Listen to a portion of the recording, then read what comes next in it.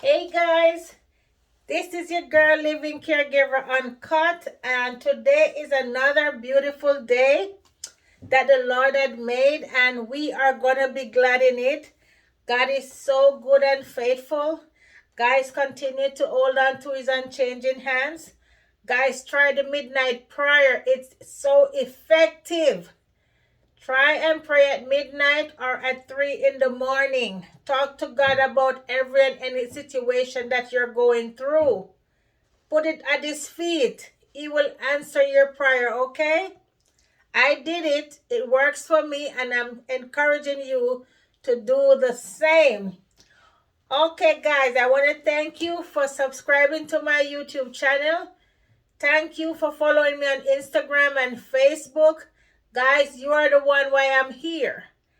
I want to educate you about being a caregiver, and I want you to educate me about any and every situation that is out there. Every day things change. Okay? So I want to hear from you. And if I said something and it's not clear, let me know. I will go over it again and again so we all have a full understanding and we're all on the same page. All right, I am home as you can see. Look at my attire. I am not on the job. I am on my vacation, my little short vacation. So I am here. I am comfortable in our home and with my fiance. Guys, you got to keep your fire in your relationship. You are a traveling caregiver like I am. I travel from state to state and I work with the client in her home, care for her. I live with her for a short period of time, maybe 2 or 3 months. Then I flew back home for a couple of weeks. Or I can do 3 weeks, flew back for a couple days, and then go back. This is how I make my money. Okay? That's why I can do what I want to do. I work my money this way, wiping ass, sometimes taking shit from client's family, sometimes even from the client too. But because I have a passion for this career, I know how to get around people who have some form of attitude. Sometimes it's not the way they are. Sometimes it's their situation why they are behaving like this. So I am there to kind of soothe them and, communicate with them, educate them, understand what they're going through. Every client is different. You're not going to go in the home and it's going to be nice and dandy. Maybe 1 out of 500. Okay? So this is the job that you have to go in it with an open mind. All right, guys, the last topic we spoke about, I want to reason with you, and I'm still going to be on this topic up to the next topic. We're going to be reasoning with caregivers, okay? So we can do better for ourselves.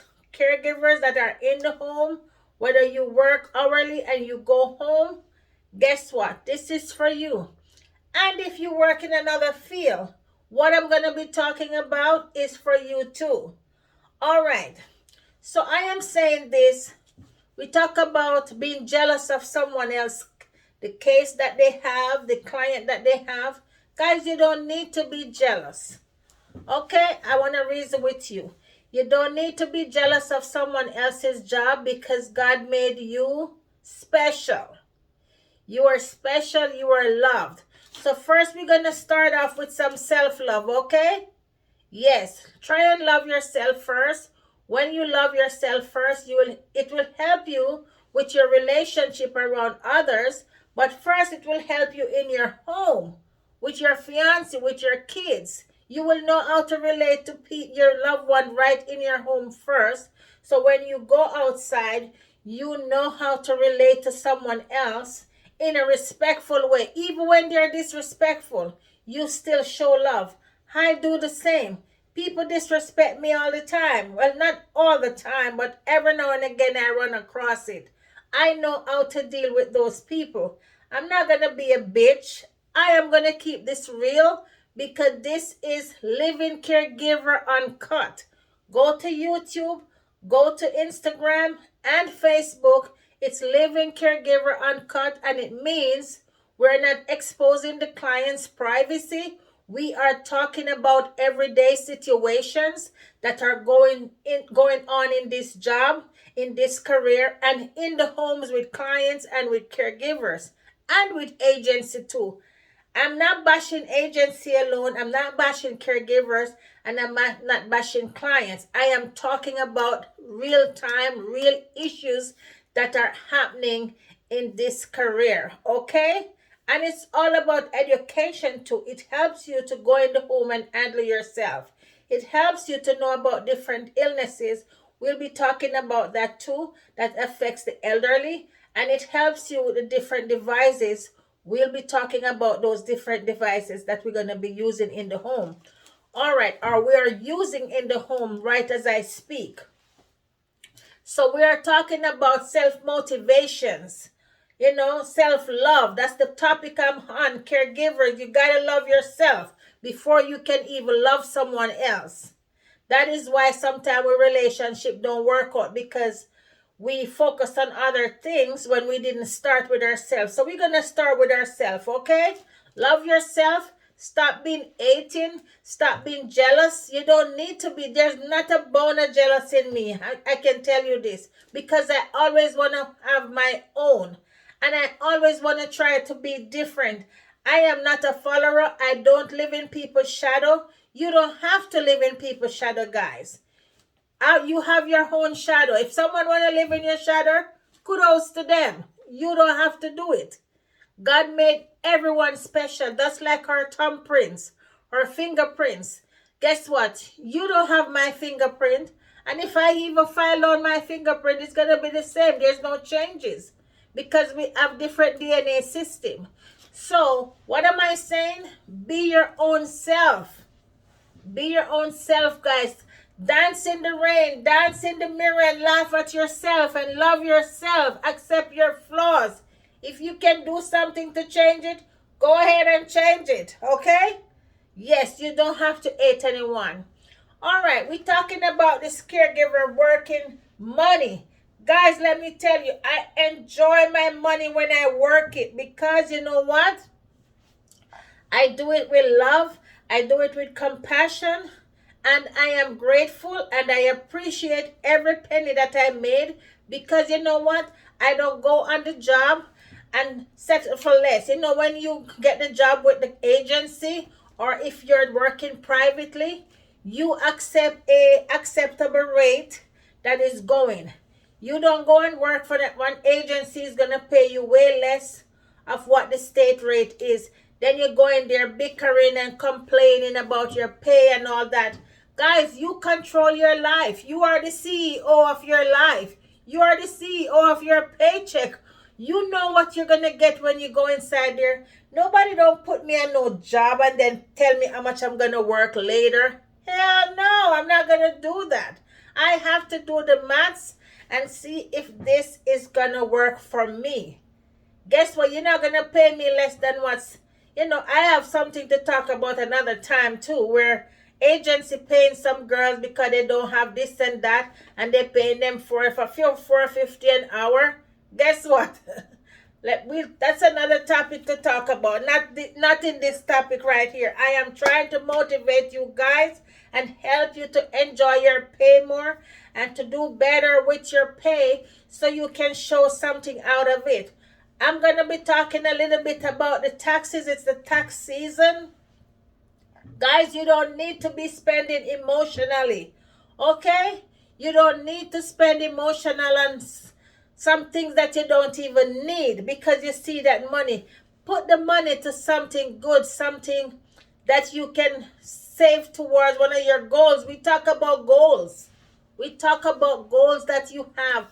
Write them on paper. Stick them on your bathroom walls. Stick them on your dresser mirror. So it's a constant reminder that this is my goals. This is what I want to do. Don't make your goals too long, too lengthy. Keep them, at an average length. And make sure it's not too short either, because if it's too short, then you're going to say, oh my God, I failed. And if it's too long, you're going to say it's too lengthy. I don't think I can reach it. Make your goal realistic, okay?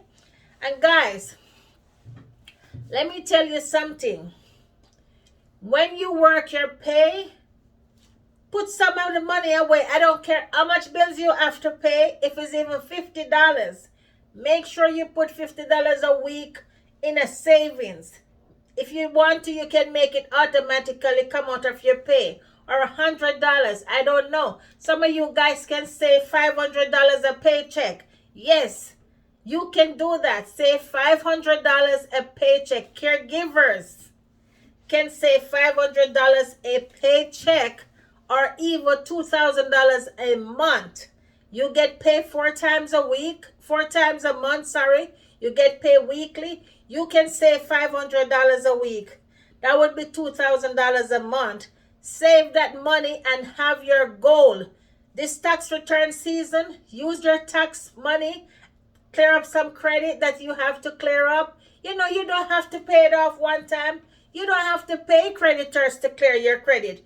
You can call these people and pay $50.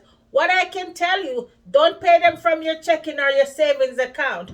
Open a regular checking account, and every time you get paid, you have a creditor to pay. You put $100 into that account. If you know you're gonna give them $50 a week or $50 a month, let they take the money from that account.